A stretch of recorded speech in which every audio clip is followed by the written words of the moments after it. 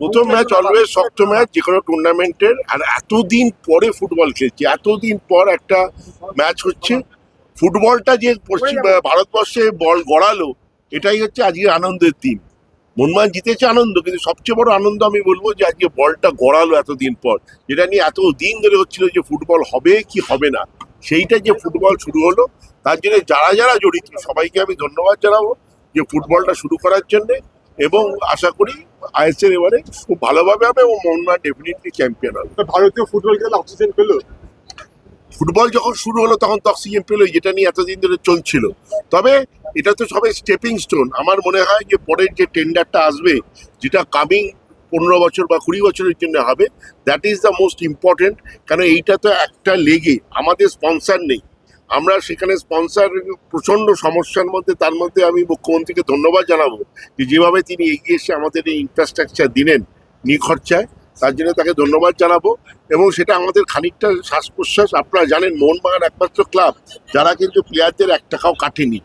এবারে প্লেয়ারদেরকে আমরা পুরো পেমেন্ট করার চেষ্টা করেছি, সেখানে এইটা আমাদের একটা বড় ইম্পর্টেন্ট সাপোর্ট আমরা পেলাম মুখ্যমন্ত্রীর কাছ থেকে।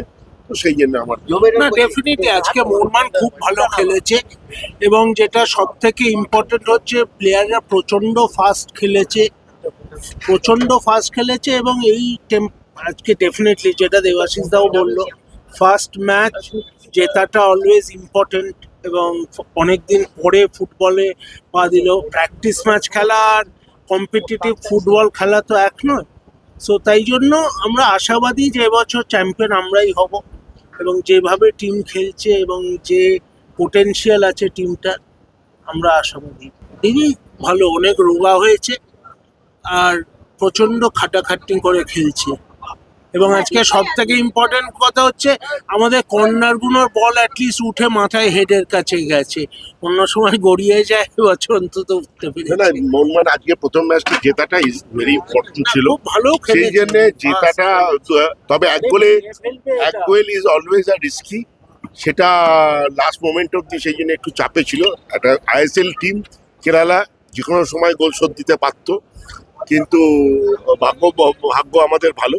লাস্ট মোমেন্টে সেকেন্ড গোলটা হয়েছে, সেকেন্ড গোল যখন হয়েছে তখন আর খেলা কিছু বাকি নেই।